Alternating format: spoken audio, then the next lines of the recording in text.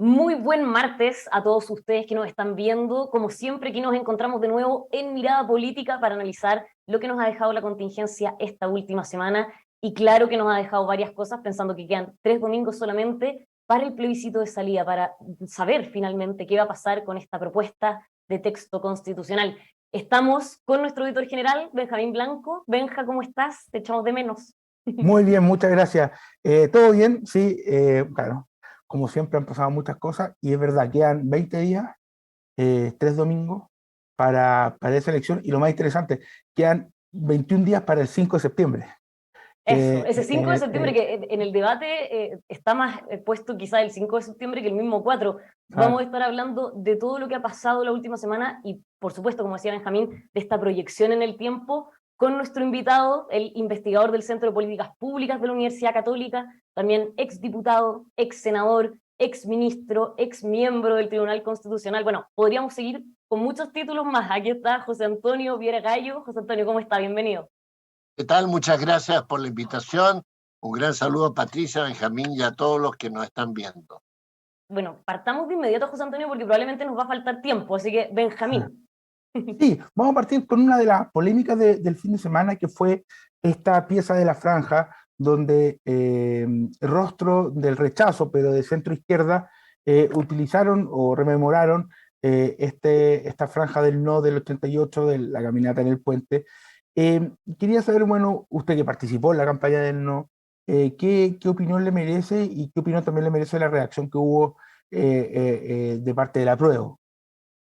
En realidad es una polémica en la cual me cuesta mucho tomar un partido. Hoy día vi una carta de Genaro Arriagada en el Mercurio diciendo que no es conveniente que ningún sector como que se apropie de esa, llamémosla, de esa gesta. Por otra parte, también me parece como natural que la gente reivindique esa epopeya y que hoy día estemos unos en un bando y otros en otro. Bueno, son las circunstancias de la política. No sé, no tengo una opinión clara sobre eso, digamos. Igual ha habido en esta campaña mucho debate en torno a los simbolismos. Uno es este que he mencionado, pero también se criticó que el apruebo al principio no utilizara la bandera y ahora la utiliza bastante. Se criticó, por ejemplo, que en la campaña del apruebo se reivindicara la camiseta de la selección, salió la NFP a criticar. Se buscan o se intentan explotar símbolos de unidad.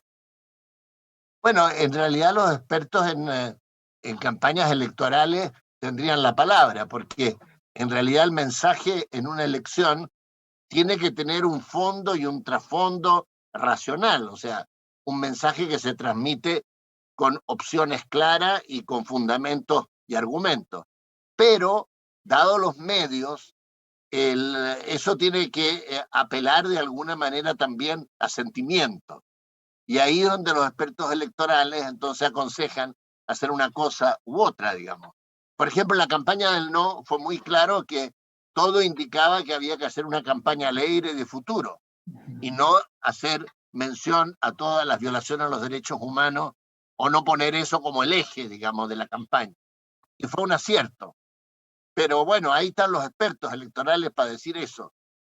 Ahora, uno siempre tiene una intuición. Yo he sido candidato 4 veces, perdí una y gané 3, y uno tiene una intuición lo que importa es que los símbolos reflejen una convicción profunda y una racionalidad de la propuesta. Hay un tema justamente por lo que mencionaba y la carta de Genaro Garragada. Hay muchas personas de centro izquierda que ahora están por el rechazo. Evidentemente la mayor parte de la izquierda y la centro izquierda están por el apruebo, pero dentro del apruebo hay también miradas distintas, el apruebo para reformar, el apruebo a seca. Dentro del apruebo para reformar también hay miradas distintas. ¿Usted cómo observa la construcción de un polo de izquierda o de centro izquierda después del plebiscito y proyectándolo para las elecciones futuras, considerando que van a quedar muchos enfrentamientos, muchas heridas abiertas? Bueno, yo creo que la sociedad chilena es muy plural.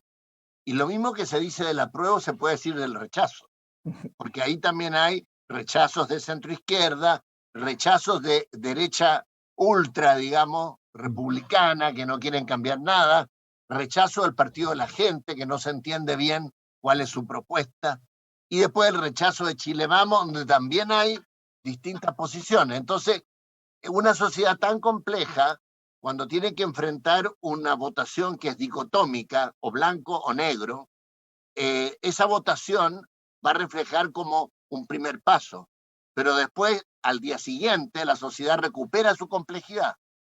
Y ahí yo creo de que se ha ido produciendo en el país, debo decirlo, gracias a la convención también, un cambio cultural y político importante, en el sentido de que fuerzas que hasta hace no muy poco rechazaban cambios constitucionales importantes, hoy día dicen estar a favor. Yo no tengo por qué no cobrar esa palabra, digamos, esa palabra empeñativa, comprometida.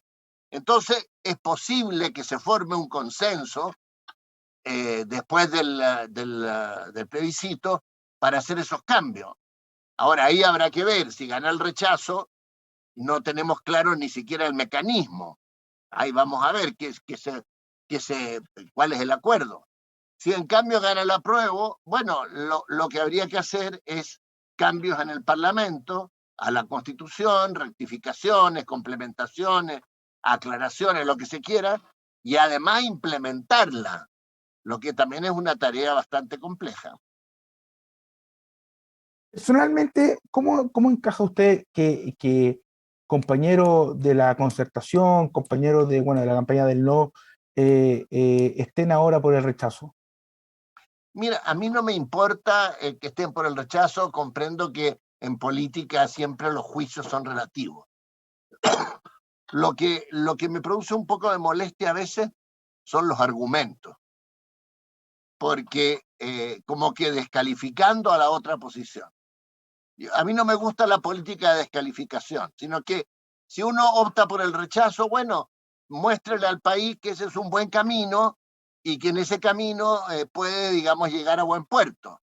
No tanto decir el otro camino es malo, el otro camino tiene estos defectos, etc. Entonces, a mí no me molesta para nada que haya personas de la exconcertación que estén por el rechazo. Me choca un poco cuando hay descalificaciones o se pinta un cuadro como que no corresponde a la realidad, en el fondo. Pero descalificaciones, ¿en qué sentido, José Antonio? ¿De qué lado hacia qué lado? ¿O las ve en todo ámbito de cosas? No, pero como decir, por ejemplo, que el país se va a dividir en no sé cuántas naciones si se aprueba la Constitución. Yo creo que, no sé si se lo creen, pero la verdad es que no tiene ningún fundamento. O sea, esta palabra nación o pueblo, que es como sinónimo, bueno, pasa en Canadá, pasa en Estados Unidos, las naciones no se dividen por eso. En fin, pero sería larga una discusión. Entonces, no me gustan los argumentos que no tienen como, a mi juicio por lo menos, una relación con el texto real de la Constitución. Si alguien me dice, mire, la Constitución no protege la propiedad intelectual o no la protege suficientemente, yo le encuentro razón. Eso me parece lógico. Si alguien dice, mire, a mí no me gusta que la Cámara de las Regiones no tenga tantas facultades, bueno, es un argumento razonable. Uno lo podrá discutir. Pero si a mí me van a decir de que Chile se va a dividir, o que, pongo ese ejemplo como podría poner otro, ¿no? O que todos estos derechos sociales, en el fondo, son pura banalidad porque no hay plata para realizarlo. Bueno, todos sabemos que hay una tensión siempre entre derechos consagrados y después las políticas públicas que tienen que implementarlo, pero peor sería ni siquiera consagrarlo. Lo ayudo con un ejemplo, comillas. He vuelto para ayudar a evitar que vuelva a suceder lo que pasó hace 50 años, dijo Belisario Velasco en la entrevista con Christian Barnett antes de ayer, el domingo. ¿Más o menos apunta a eso sus aprehensiones? Yo creo, ¿no? Yo creo. Yo tengo gran aprecio por Belisario, fuimos compañeros de gabinete, sí. No entiendo esa posición, digamos. Ahora, si me dan argumentos, por ejemplo, dice, mire, yo estoy preocupado porque si hay tanta regionalización, no va a quedar clara la regla, digamos, de responsabilidad fiscal. a pesar que la Constitución establece una norma expresa al respecto. Bueno, yo diría, discutamos a ver cómo lo podemos dejar más claro. O sea, yo pienso que el debate tiene que volver a ponerse en un plano más racional, no en el plano de la alarma, del temor, ni tampoco por el otro lado, digamos, en el plano, como quien dijera, de una cuestión mítica. Usted va a tener asegurado todo, usted no se preocupe, ahora ya de por sí, mágicamente, si la Constitución se aprueba, usted va a tener listo una serie de garantías. No, usted va a tener, digamos, unas garantías que después veremos cómo tenemos que llevarla a la práctica, que no es poco. José Antonio, pasando a otro tema, pero que tiene que ver al final con lo mismo, una de las grandes discusiones que se está dando el último tiempo era respecto a si el gobierno estaba cayendo en un intervencionismo, si estaba cumpliendo con la presidencia o no, y Contraloría finalmente dictó o dijo que el ministro Giorgio Jackson no se ajustó a la presidencia. Salió la vocera Camila Vallejo a explicar, a responder que él siempre se prestó para este acuerdo, el que había instado el presidente, pero llamando a todos los partidos, no solamente a los de una coalición. ¿Qué le pareció todo eso? Mire, desde que yo tengo recuerdo, a los gobiernos los acusan siempre de intervención. A nosotros nos pasó cuando yo era ministro, que era tan ridículo como que cuando los ministros fuera de su hora de trabajo queríamos ir a apoyar la candidatura de Eduardo Frei, teníamos que dejar el auto en La Moneda y tomar un taxi para llegar al lugar. O sea, hubo en esa época también un proyecto de ley para prohibir que los gobiernos inauguraran obras, porque se creía que inaugurando obras. Bueno, la verdad lo dijo, me parece, hoy día Pepe Out o ayer, en el sentido de que hay una ilusión y un temor. La ilusión es que si el gobierno participa, eso va a traer votos. Y el temor es que eso ocurra. Y yo, por la experiencia que tengo, la verdad que la acción de los gobiernos mueve muy poco la brújula, muy poco. Ahora, que el ministro Jackson, por llamar por teléfono a los partidos, etcétera, que llegaran a un acuerdo, haya intervenido, o sea, si yo le pregunto a la gente normal, al ciudadano común y corriente, no tiene ni siquiera idea, yo creo, que el ministro Jackson llamó por teléfono o hizo algo. A mí me parece una exageración. Y me parece negativo lo que ha hecho hoy día el diputado Joanet en el sentido de recurrir preventivamente a la Comisión Interamericana de Derechos Humanos, porque es como poner en duda el sistema electoral chileno. Nosotros, en general, nunca hemos tenido una cantidad muy alta de observadores de nuestro sistema electoral y nunca han habido dificultades en el sistema electoral. Otros países de América Latina, en cambio, sí exigen o más bien solicitan misiones de observación. Yo mismo estuve en 2 observaciones de la OEA, en Ecuador y en Colombia. Bueno, ¿para qué poner en duda el sistema electoral chileno ante una comisión interamericana, digamos? Bueno, pero en fin, eso muestra la polarización de la clase dirigente. Pero es que, claro, porque es verdad, acusaciones de intervencionismo van de la mano con cada elección, con la democracia, ocurren siempre, pero que la Contraloría sancione, eso ocurrió con la ministra Rubilar, por ejemplo, el año pasado, y ahora con tiempo. Y además a destiempo, sí, eso también es otro problema. Ahora lo hizo entre comillas a tiempo la Contraloría, pero claro, es distinto que se acuse o que vayan con recurso a Contraloría a que la Contraloría emita un pronunciamiento. Bueno, la Contraloría hizo como un llamado de atención y dijo, esperemos que el ministro en el futuro no incurra en esta situación. Bueno, si la Contraloría lo estima, yo no lo estimo, pero si la Contraloría lo estima, supongo que el ministro Jackson tomará en cuenta ese criterio. Usted, justamente hablando del ministro Jackson, usted fue ministro de las Express, el cargo que ahora ocupa el ministro Jackson, y le tocó a usted enfrentar un momento en que la concentración empezaba como a resquebrajarse. Algunos se fueron, habían unos díscolos bien díscolos, algunos se fueron y crearon el PRI, en fin, siguiendo al senador de Saldívar. Pero aún así es casi una taza de leche comparada con la situación actual de tantos partidos y tan balcanizado que está el Congreso. ¿Qué opina del escenario que enfrenta el ministro Jackson? Y bueno, ¿y cómo lo compara con lo que vivió usted, que fue bastante complicado? Fue bien complejo, pero son momentos políticos diversos. Mm.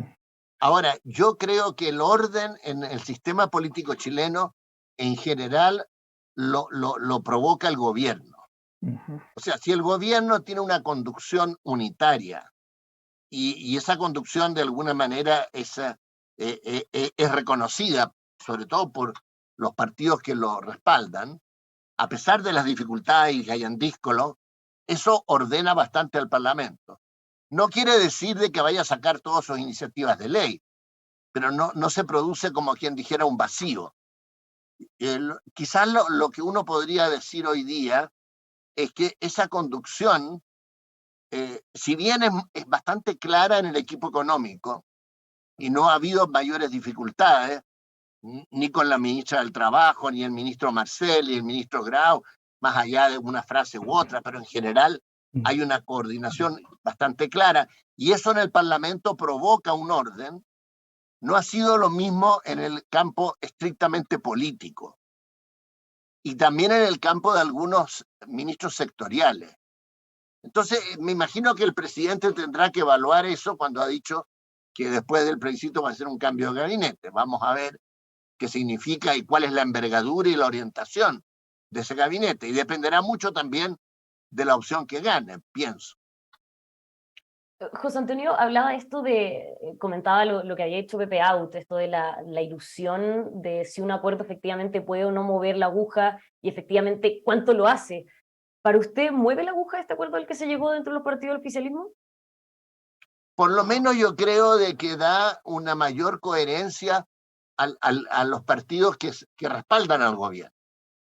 O sea, da tranquilidad en el sentido de decir, mire, se ha abierto y ya legítimamente la posibilidad de discutir en el Parlamento algunos temas que algunos consideramos más importantes, otros menos, de la propuesta constitucional si es aprobada. Por ejemplo, yo tengo reparo, me parece que la terna con que se piensa nombrar, o sea, que para fiscales regionales que le harían las asambleas provinciales, no me parece apropiado. Creo que debiera ser la Corte de Apelaciones. O pienso que la tramitación del veto presidencial como está no está bien hecha. Bueno, yo quedo más tranquilo porque quiere decir que podremos rediscutir esos temas. Y otros, que otros tendrán otros. Entonces, ahora, todo eso requiere un acuerdo al menos de 4/7, o sea, requiere acuerdo de las fuerzas de gobierno más una parte de la derecha o la derecha. ¿Y ve complejo eso, pensando que en este momento el gobierno no tiene mayoría en el Congreso Claro. y aquí básicamente se va a necesitar para poder reformar esas cosas que se están comprometiendo? Lo veo complejo, pero no imposible, ¿eh? Nosotros llegamos a acuerdo, digamos, antes de la transición, el año 89, en circunstancias 1000 veces peores, y pudimos hacerlo, y además hubo un plebiscito después que masivamente ratificó. O sea, no me da ningún temor que haya un plebiscito. Al contrario, creo que eso, en vez de ser un cerrojo, es casi una garantía de legitimidad. El problema es la responsabilidad que deben tener las fuerzas políticas, no pensando en el inmediato, sino que también en la suerte del país respecto de acuerdos que pueden ser importantes para organizar el Estado. Oiga, Por ejemplo, perdón, Beja, perdón. da- Después da- después del acuerdo le quería consultar, bueno, las palabras del presidente del Partido Comunista, Guillermo Tellier, dejaron un sabor amargo en varios dentro del oficialismo. Vaya la interpretación o no, un poco como que le bajaba el tono a esto que se había logrado, lo aguaba. ¿A usted qué le parecieron esas declaraciones? Bueno, digamos, podrían habérselas ahorrado, pero después salió al día siguiente diciendo que eso no significaba que los parlamentarios comunistas no respaldaran con su voto esos acuerdos. Ahora, de todas maneras, digámoslo francamente, no va a ser fácil poner de acuerdo para formar esos 4/7. Ahora, debo decir que igualmente o aún más difícil va a ser si gana el rechazo, porque evidentemente ahí hay que formar 4/7 a partir de cero. en el sentido que primero hay que ponerse de acuerdo en la convención, si es que se quiere una convención, o preguntarle a la ciudadanía. Después hay que ponerse de acuerdo, pongamos que fuera una convención, como han dicho muchos. ¿Quién asegura que esa convención no va a ser igual a la anterior? O que no va a tener otros problemas complejos. Para mí, por ejemplo, ahí hay una gran incógnita sobre el Partido de la Gente. Porque su propaganda que veo es que puede ser el paraguas para que entre una cantidad de personas y de votos antisistema. Antisistema me refiero que pueden ser más de izquierda o más de derecha. Pero un símil de la lista del pueblo, de lo Yo que lo fue veo mucho, perdón, y hago un símil con la política italiana, que es uno de los países que sigo. Sí, Es un sí, símil con el partido que se llama de 5 estrellas allá. estrellas, sí. Es muy parecido, y después se dividen, y qué sé yo, pero es un íncubo, porque o se puede formar otro partido. ¿Quién me dice que no se puede formar otro partido? O sea, no veo que una segunda convención sea garantía que esa convención va a ser, como quien dijera, más tranquila, menos confrontacional. No, o sea, depende, no sé. A propósito del ejemplo que da Italia, que es una democracia que funciona, ¿cómo decirlo? Que tiene, bueno, varios problemas en el Parlamento y que es muy fácil que los partidos se dividan, se apoyen, caen los primeros ministros constantemente, creo que en promedio duran menos de 2 años. El sistema político que se plantea en la propuesta constitucional, si bien mantiene el rol del presidente más atenuado, sí fortalece y le entrega mucho más atribuciones a la Cámara, al Congreso de Diputados y Diputadas. Justamente Genario Arregada escribió una columna en reportaje en Mercurio el día domingo donde expresaba sus aprensiones sobre el sistema político y qué es lo que a él lo motiva a votar rechazo. ¿Y usted cómo observa el sistema político? ¿Cree que merece que hayan correcciones, que se cambien algunas cosas? Porque puede ocurrir lo mismo, que un partido de la gente que ahora tiene, creo que 15 parlamentarios, en una elección termine teniendo a lo mejor 50, su peso específico sea mayor y genere distorsiones en esta Cámara que va a tener tanto poder. Efectivamente, o sea, a ver, yo cuando me tocó ir a hablar, invitado a la convención, a la comisión respectiva del sistema político, y yo abogué por el sistema presidencial, corregido. Y felizmente fue lo que se optó. O sea, si la Asamblea hubiera optado por el sistema parlamentario o semipresidencial, yo sería el primero que estaría en el rechazo. Pero optó por el sistema presidencial. Ahora, le hizo una serie de cambios de nombre inútiles, que son como gustos. Por ejemplo, esto que dicen se acabó el Senado. Yo no creo. El Senado cambió de nombre y tiene otras facultades, pero no creo que se haya cambiado. Ahora, si empezamos a discutir las distintas atribuciones de cada uno de los componentes del sistema político, yo por lo menos sería partidario de hacer algunas correcciones, no cabe duda. Algunas que ya están en el acuerdo entre los partidos y otras que no están, pero que me parece que son indispensables y serán motivo de la discusión posterior, digamos. O sea, yo creo que debiera haber más atribuciones a la Cámara de las Regiones. No entiendo por qué el Partido Comunista del Frente Amplio ha tomado casi como bandera principal en el cambio constitucional como quitar atribuciones e importancia al Senado. No, eso no lo entiendo. ¿Y qué otros temas le parecen que son importantes ahí de mencionar, más allá del nombre? Sí, bueno, yo creo que es muy importante lo que ya se dijo en el acuerdo en el sentido de restablecer en plenitud la iniciativa exclusiva del presidente de la República en materia de gastos. Yo creo que es importante, como dije, en la tramitación del veto, porque el veto parcial puede ser doblegado fácilmente por la mayoría simple que aprobó la norma que el presidente veta. O sea, eso evidentemente es un error. A mí me parece, desde luego, que sería bueno volver a llamar Poder Judicial al Poder Judicial.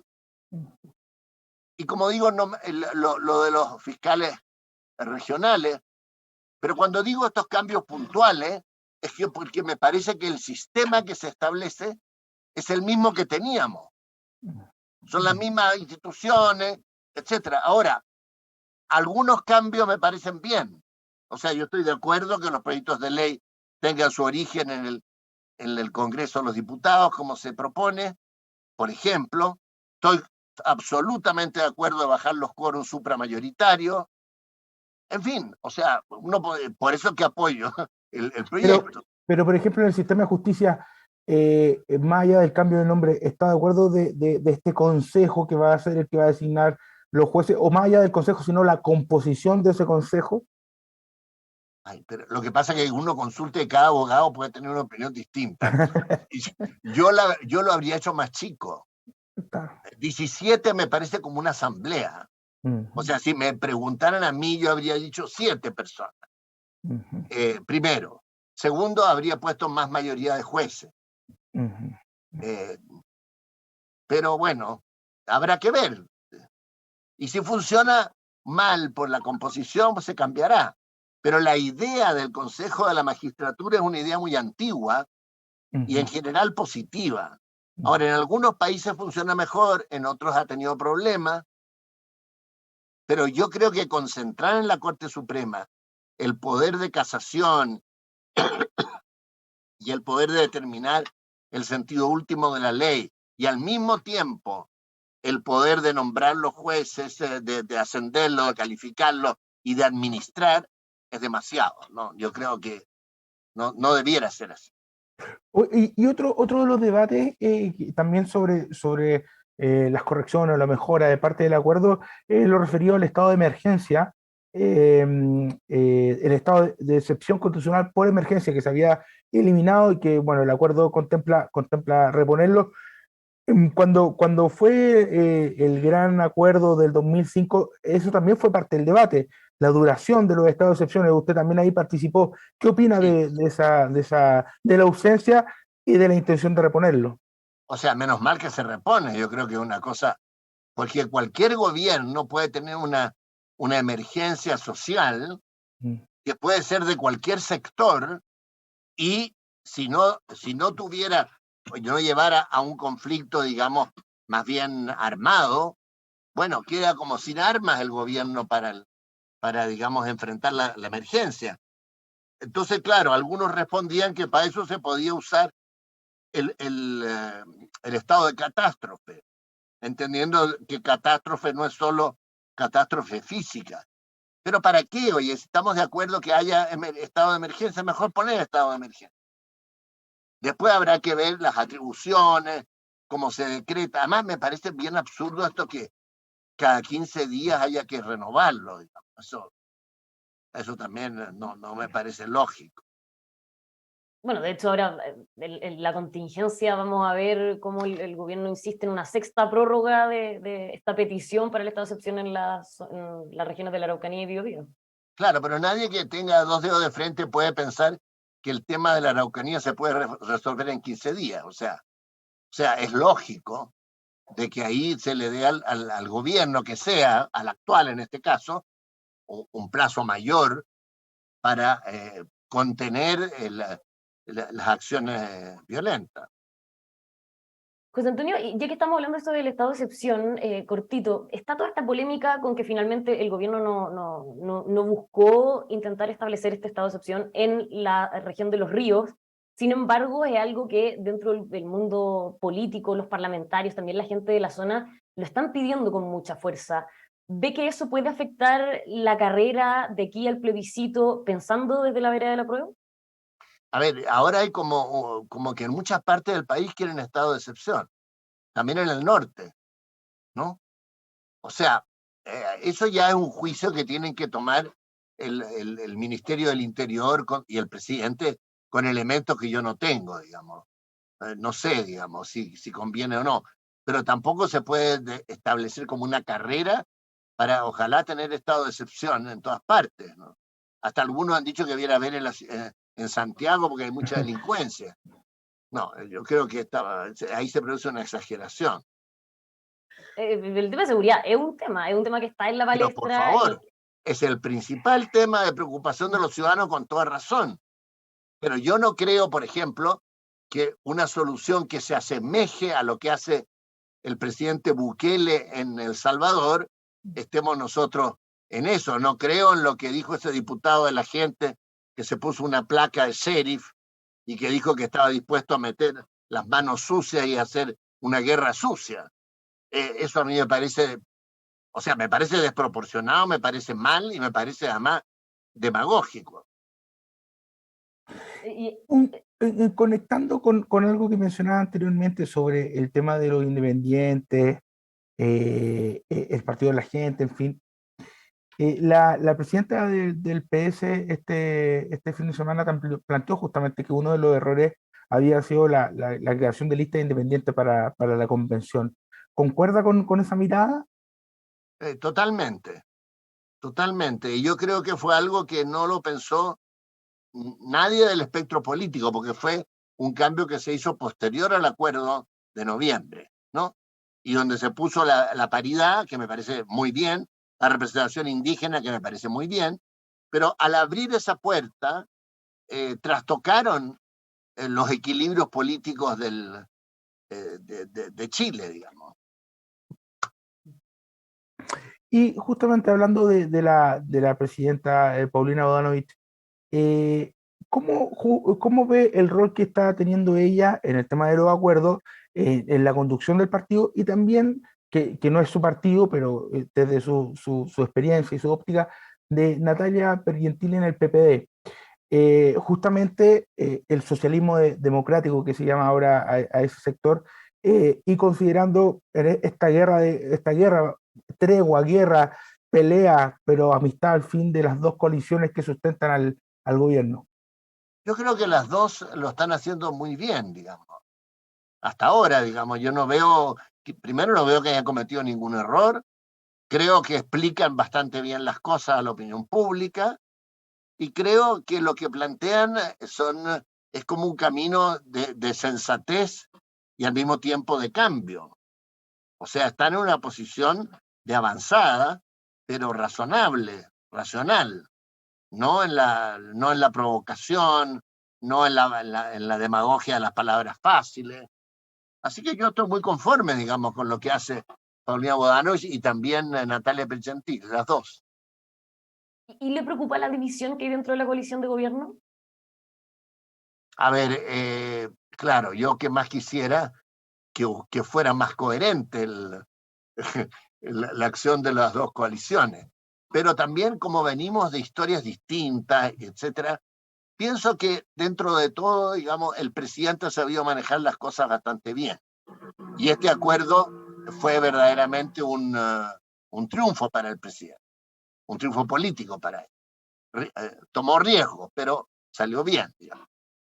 Claro, el tema es, y aquí es lo que está en el debate, es qué pasa si ese 4 de septiembre termina ganando la otra opción, el rechazo, en qué pie queda el presidente Gabriel Boric con eso. Así es.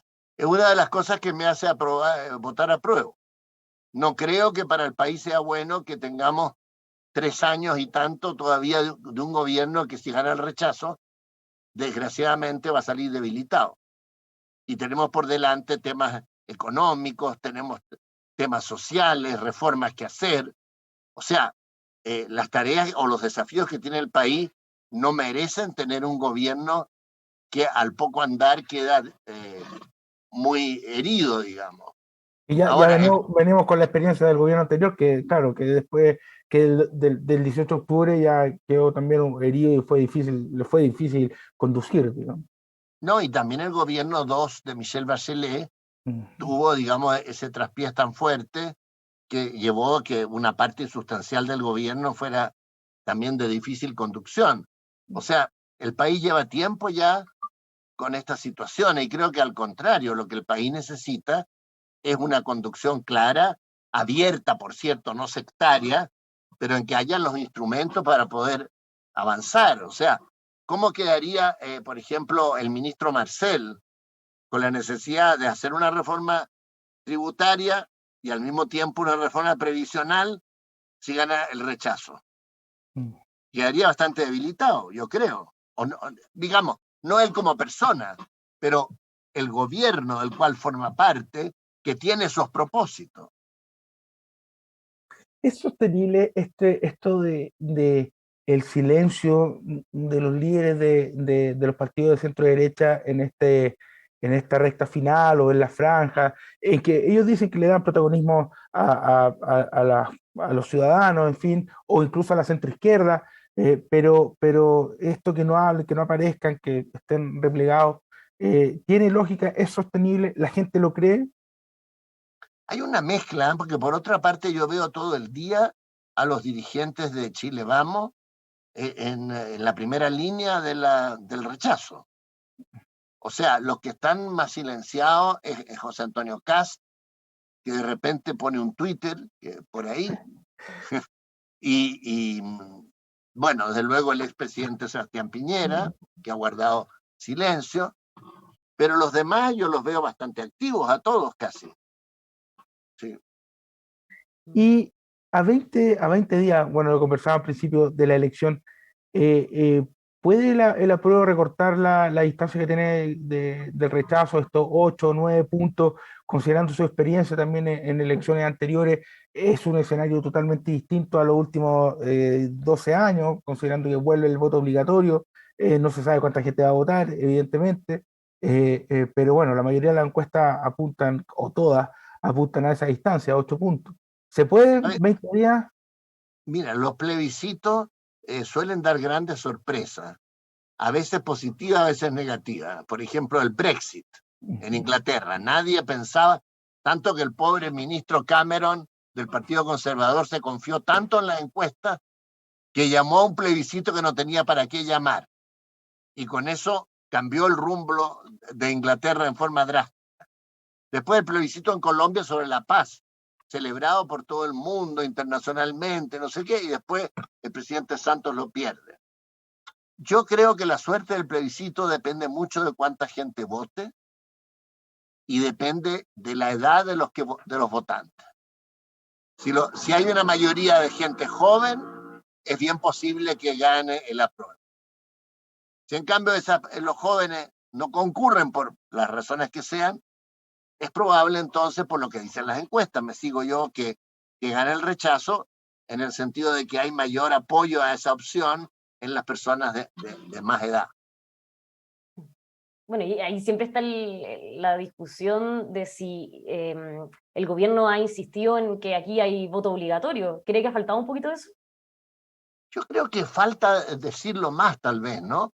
Y sobre todo explicar bien dónde uno tiene que ir a votar. Creo que lo ha hecho bien el CERVEL, ¿eh? Porque incluso a mí me llegó por mi WhatsApp, me parece, o por internet, o por el, digamos, el correo electrónico, todo, mi mesa nueva, etc., todo igual. O sea, no sé cuánto. El problema del voto obligatorio, está bien que sea obligatorio, pero cuando se habla de la multa, todos sabemos, o las que tienen alguna experiencia, que esas multas después es muy difícil de cobrar por parte de los juzgados de policía local. Y que al poco tiempo, como los juzgados se sienten atochados de causa, se dicta una ley de amnistía. Entonces, cuánto sea el temor a una multa lo que pueda llevar a la gente a ir a votar, no lo sé.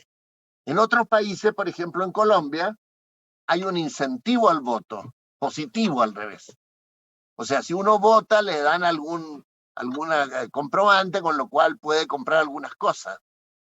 Por ejemplo, Estaría más bueno baratas. decir. José Antonio, para Al cerrar, revés, ya digamos. se nos acabó el tiempo, lamentablemente. Usted vota a prueba, ha dado sus razones aquí a lo largo del programa. ¿Cree que se podría venir, o sea, si sabe o no, pero qué le gustaría un hito que se dé aquí, de aquí al 4 de septiembre, una nueva carta quizás desde la vereda del apruebo para sumar más agua en ese molino? Es que mire, yo voto a prueba de forma racional, no tengo así como quien dijera, una pasión, como que siendo un hito importante para Chile, tampoco es como quien dijera que se acaba el país o no, en fin. Entonces, yo creo que lo que se está haciendo está bien. En general, veo muchas manifestaciones en muchas comunas bastante numerosas, la gente se está movilizando. Bueno, veremos, digamos, yo espero con tranquilidad el resultado. No creo que haya que hacer nada más, digamos.